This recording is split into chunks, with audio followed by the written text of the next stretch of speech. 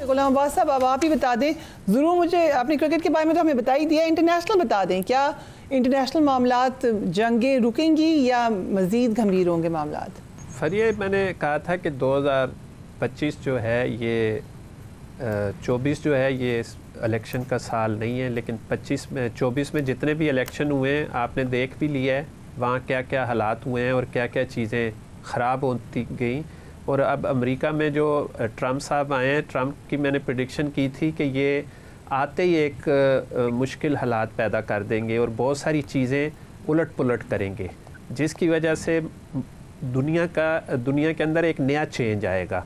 जैसे वो जंगों को बंद करने जा रहे हैं, लेकिन अंदर खाने उनके अंदर एक बहुत बड़ा एक प्रेशर बिल्ट हो रहा है, जो उसके लिए ट्रम्प के लिए अपने लिए जो है वो बड़ा नुकसानदेह होगा। और मैंने एक प्रेडिक्शन और की थी कि अगर ट्रम्प साहब आ भी गए तो वो बड़ा मुश्किल होगा कि वो 1 साल हुकूमत चला सकें अपनी, जिसकी वजह से जो हमारा ख़ित्ता है सेंट्रल एशिया का और ये इसके लिए बड़ा नुकसानदेह होगा। बाकी जो जंगें हैं ये 2025 के सितंबर तक जाके ये थमना शुरू हो जाएंगी और आगे फिर अमन ही रहेगा। और पाकिस्तान का जो एक नाम है, जो अली भाई ने भी बात की और हमने भी पहले बात की थी कि 2025 में पाकिस्तान जो है ये अपने पाँव पे खड़ा हो जाएगा और इंशाल्लाह खड़ा होगा। मैं आपकी एक बात और इसमें ऐड करता चलूँ कि इमरान खान साहब के बारे में आपने पूछा था, मैं आज एक प्रेडिक्शन आपको और दे देता हूँ कि खान साहब के लिए हमने कहा था कि मार्च की 12 तारीख से लेके 18 तारीख तक एक पॉकेट बन रहा है, अगर उसके अंदर ये अपने आप को सेटल डाउन कर लेते हैं और इन चीज़ों को इम्प्रूव कर लेते हैं तो वो कुछ बेहतरीन रास्ता बन सकता है कि वो जेल से बाहर आ जाएंगे। लेकिन उन्होंने वो टाइम ज़ाया कर दिया। अच्छा, मैं हैरान हूँ, सितारों की चाल कुछ इस तरह बनती है और राहु और केतु का उसके ऊपर दबाव इतना ज़्यादा बन जाता है, क्योंकि राहु का काम होता है शैतानी काम करना, केतु का होता है ऊपर से कैंची से काट देना।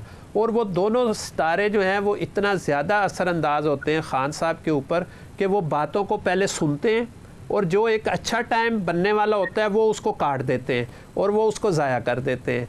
फिर ये कैसे बाहर आएंगे?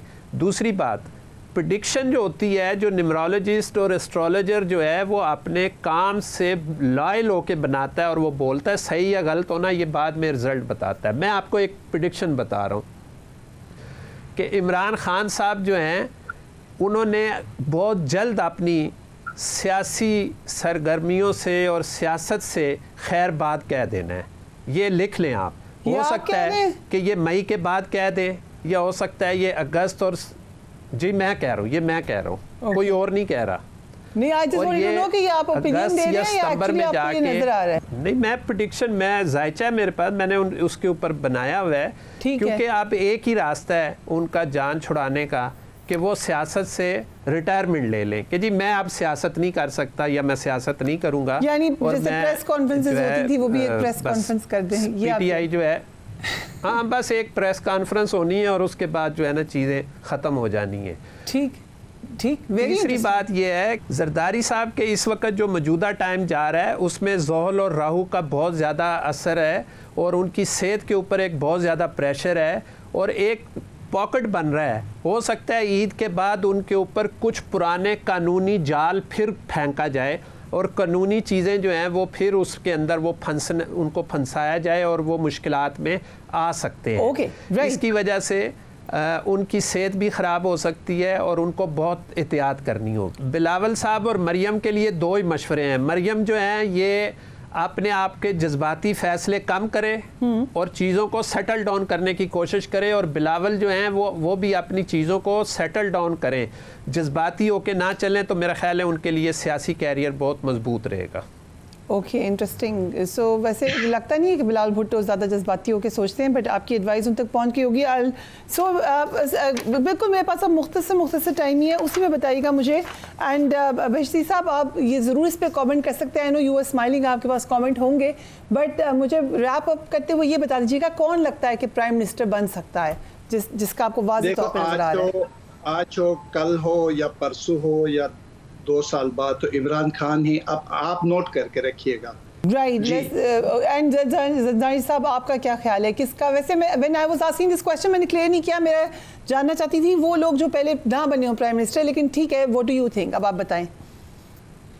देखिए जी मेरी कैलकुलेशन के मुताबिक मैं आपको हरूफ बता देता हूँ अलिफ लाम आइन और मीम यही 4 लोग हैं जो आगे आएंगे और पाकिस्तान की बागडोर संभालेंगे और इन्हीं से रिलेटेड लोग जो हैं पाकिस्तान की खिदमत करेंगे इंशाल्लाह।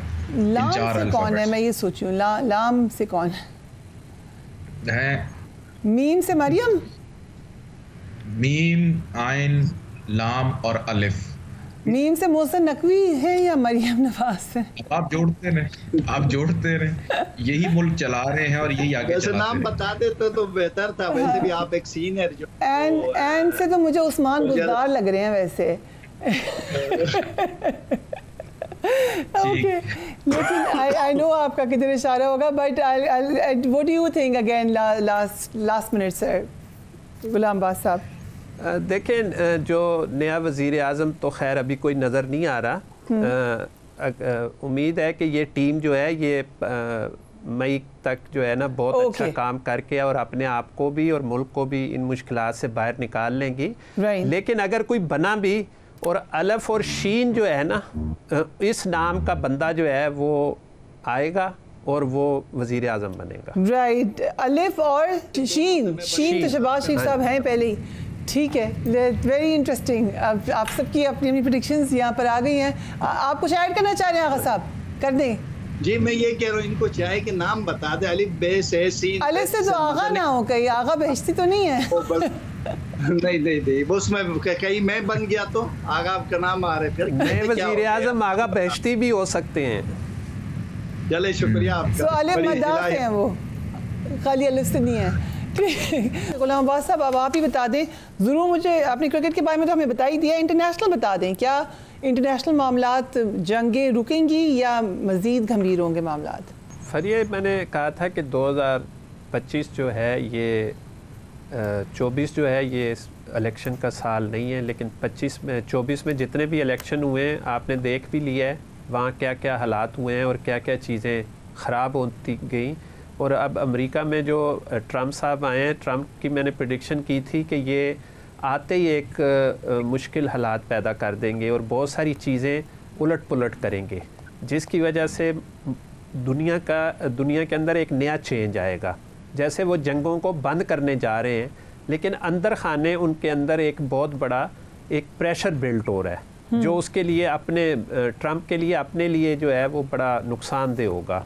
और मैंने एक प्रेडिक्शन और की थी कि अगर ट्रम्प साहब आ भी गए तो वो बड़ा मुश्किल होगा कि वो 1 साल हुकूमत चला सकें अपनी जिसकी वजह से जो हमारा ख़ित्ता है सेंट्रल एशिया का और ये इसके लिए बड़ा नुकसानदेह होगा। बाकी जो जंगें हैं ये 2025 के सितंबर तक जाके ये थमना शुरू हो जाएंगी और आगे फिर अमन ही रहेगा। और पाकिस्तान का जो एक नाम है जो अली भाई ने भी बात की और हमने भी पहले बात की थी